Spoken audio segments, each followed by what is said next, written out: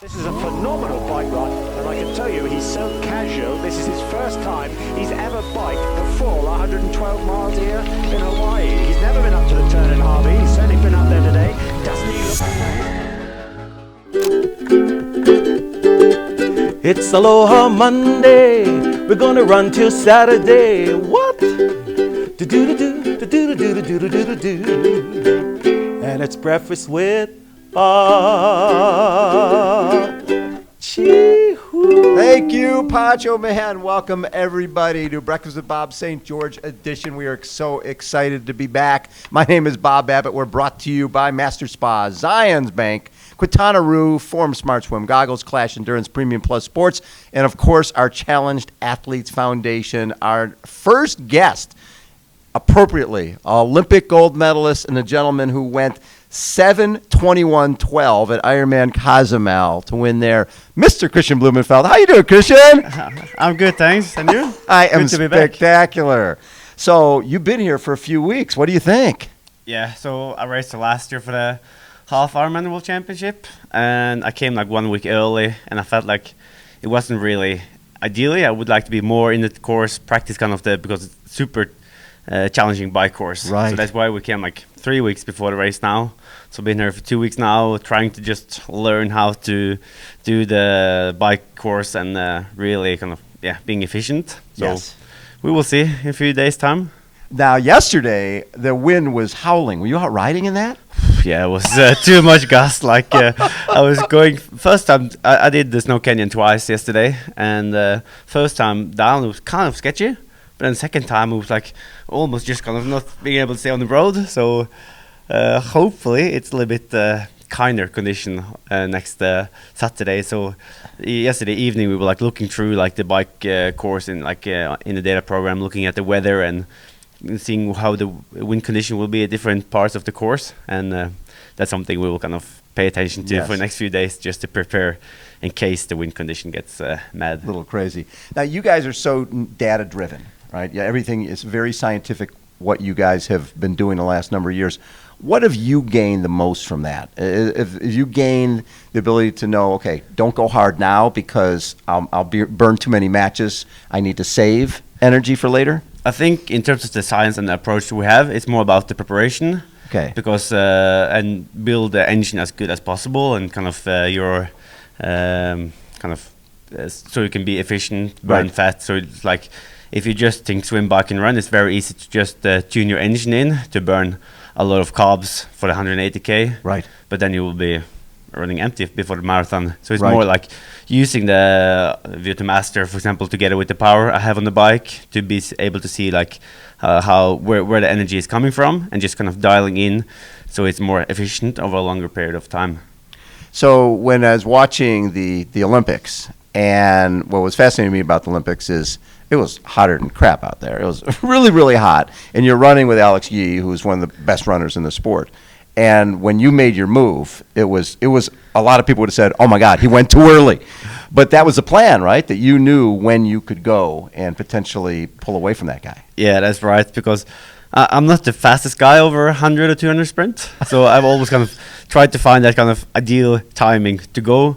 Like it's far enough from the finish line that it's not just pure leg speed, but Right. it's also short enough that I can sustain the speed and the pain and kind of the fatigue. So like 4 or 5 minutes away from in a 10K, I find it's kind of my spot, I think.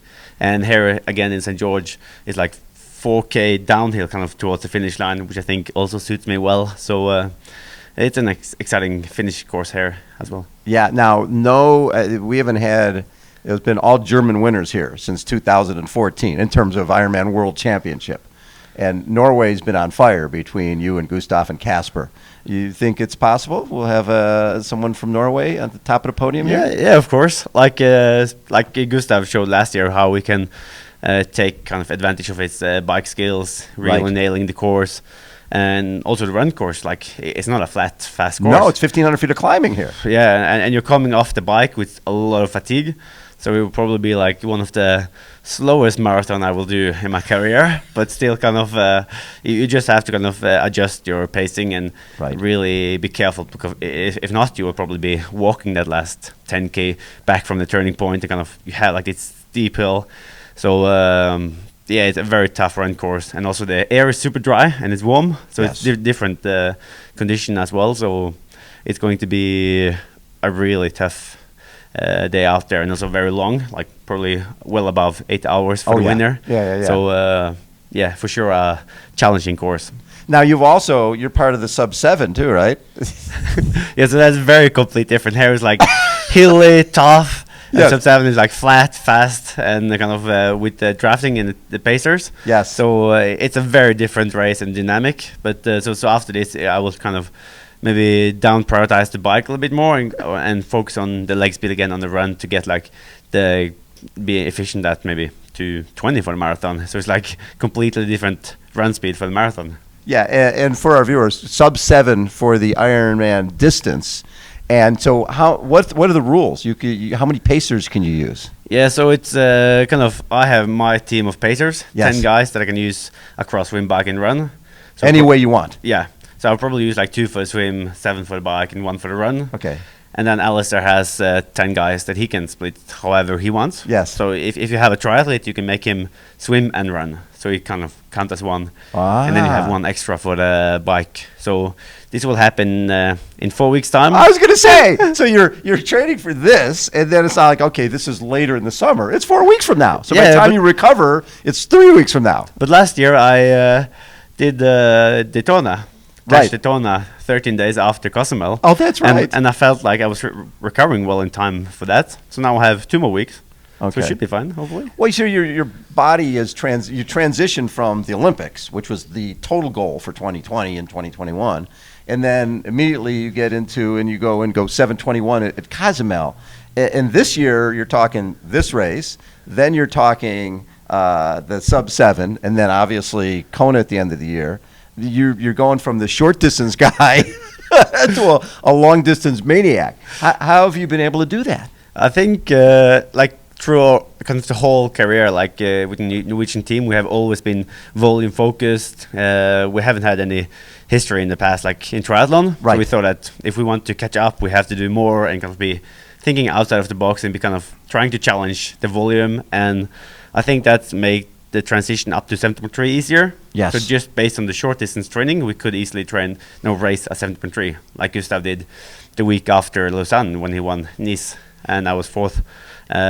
So now just a little bit more fine tuning, using the understanding we do in like the testing we do in the lab to understand how we can fine tune that engine to be efficient over Ironman. I think it's kind of the key for the way we're racing. Yeah, it's fascinating. When I used to talk to a lot of the milers, running guys, and they were running 100 miles a week. I never could figure that out, but it was like, because they knew eventually they'd go longer. So when all this long distance was introduced to you back in 2010, 11, 12, was it something where you thought, why are we doing all this long stuff? I'm training for the Olympics. Or was that the goal, long distance all the way? No, not really. Like when I started in like early 2010 or 2009, the Olympics was kind of the big target. We were thinking like 10 years in the future. 10-year plan that Norway will be the best. Yeah. So back then we were like a youth national team, and we were trying to build it to a junior and then senior, and kind of, so we had a lot of time to prepare, and not like you have to perform next year, if not you're out. We had like really good support over a long period of time, and we believed in building the engine rather than just kind of thinking about the speed.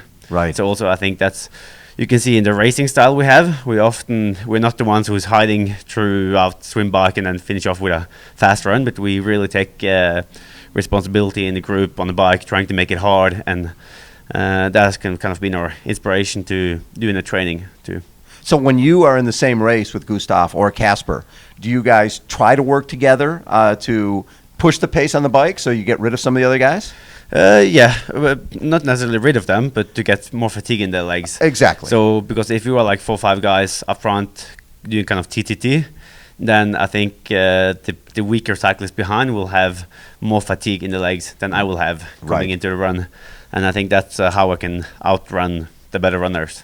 Love it. And now, do you look at this course as something that suits you? Because it's windy, it's hot, it's hilly, it's got all the ingredients that make this thing really tough. I'm not sure if it suits me, but it's a really challenging course that I would love to perform in, and it's kind of like the harder the course is, the more you really want to kind of showcase that Right. you can nail it. So it's a course that really is kind of driving me and motivating me, and I think Kona will suit me better with less climbing. Yes. But yeah, of course, it's a course that I really would love to nail.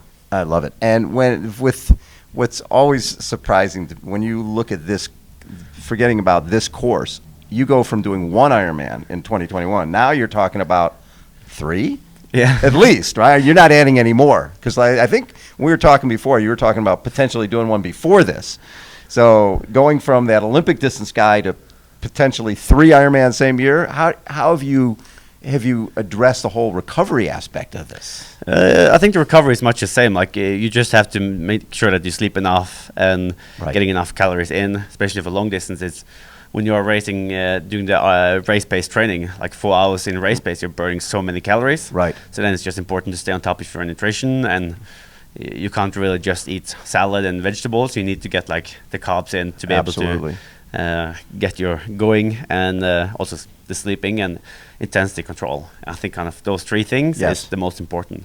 Now, people know a lot about you and Gustav. People don't know as much about Casper, but when you look at the 2 guys who you've been basically linked up with for the last decade, what makes them great? Their training attitude, I would say. Like we have more guys from Bergen, like Vetle as well. So it's more like we are a good group of guys, and also some girls now coming up, and really enjoying the training. Like we are maybe all kind of extreme in the same way. We like to do more, kind of doing that little bit extra, Yes. and it just makes the kind of the extreme training we do just feel like the most normal thing, because everyone around us, Yes. which is kind of Gustav and Kasper and Vetle and the rest of the team, they do the same. So it just feel like normal, the kind of training and the lifestyle that I have. Because of what you guys have done in Bergen, you've taken this little town and made it a triathlon mecca. Are you seeing a growth in Norway in triathlon? I haven't been too much home, but hopefully it's kind of getting more and more kind of More exposure. athletes in and attention. And now we're getting the World Cup in Bergen this summer in August, and that's going to be epic. You guys will all be there. Yeah, I would love to be racing there and make it fit. So that's probably going to be my only short distance race this year, just before Kona, just to give it a try. And yeah, that's going to be epic. And it's also good to see like the growth of the athletes and how the next generation is coming through. And also now with we tried to get our team into the mixed relay last year, Yes. but we kind of came a little bit short. So we have now 3 more years to try to do it, or 2 more years to try to do it for Paris. So potentially you could go to Paris in mixed relay? Yeah, that would be epic. Yes, it would. So as somebody who's been doing this for the better part of a decade, does it get old? Because when I see, it used to be people would finish the Ironman in October and put their bikes away until February, right? They'd really take long recovery. You guys seem to be training pretty much year round. Yeah, but what I love now, or what I love with triathlon, is that you have like the different kind of groups. Like you have short distance, you have Ironman, you have challenge, and then clash. So you have kind of different events. So if you're kind of a little bit bored of doing kind of going to the same place like 50 year in a row, you can just mix it up and do a little bit of long distance or half. So and then you can see a new destination, see like a new group of guys kind of organizing. So it's so I try to kind of mix it up a little bit like that, and also doing a little bit of Super League, like again, very different challenge. And that's something I like with the sport, that it makes it easier to stay in it for a longer period of time. So I couldn't agree probably more. I have like 10, 15 years left because of kind of, it's easy to mix it up. I loved seeing you at when we were at Clash Miami, just watching you signing autographs for all those kids and being there. You feel that you are a role model, that your job is to encourage the next folks to get into the sport, because it is the best sport there is. Yeah, and it's cool to see kind of how the next generation is coming through, and also that they kind of get happy to see that I'm handing over the medal, and to see their smile and their relief of finishing a race. And I think that's good with triathlon, that it's not just for the elite, but it's also kind of something that gets a lot of people out of the couch and getting like to an active lifestyle and enjoying sport in a later year. So right behind us is basically the finish line, right? And on Saturday, you could become the first Norwegian to win an Ironman World Championship. What would that mean to you? That would be epic. Like I've dreamed about the Olympics for 10 years, but I also had like the Ironman in the back mind, but I haven't focused to it. But now I do like 1 full year just going all in for it, and it would be epic to both have the Olympics short distance and long distance title at the same time. So how cool would that be? That would be epic. So like just to look at the finish line giving me like goosebumps and running around. And like yesterday I was doing 30k in the run course, and last bit I was running down from the top and just imagining, okay, now it's 5k left to the finish line.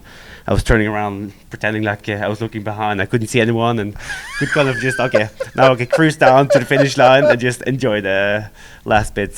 So, that's very cool. Yeah, visualizing the race. I love it. So it looks like now that Cam Wurf is going to be coming from Europe to race here this weekend. I think he flies in tomorrow or something like that. Does that change the game in terms of the way you race this race? Could change it.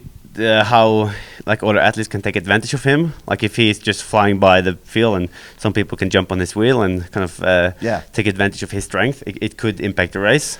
And also the run course isn't necessarily a pure runner's course, right? Because of the climb up, the downhill, and I think the downhill can really take out of your quads. So it could be like a run course where you can see non-traditional runners really running well. So it could be a good course for him. And of course, like you can't give him too many minutes up front, like you could maybe do on a flatter course. Exactly. Kristian, thank you for always being so generous with your time. I love how much you love this sport. I think we share that. It's the greatest sport in the world. I love it. Poncho Man, take us out.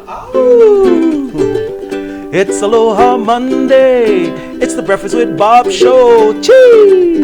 Do-do-do-do, do-do-do-do-do-do-do-do. Let's go. Thank you, everybody.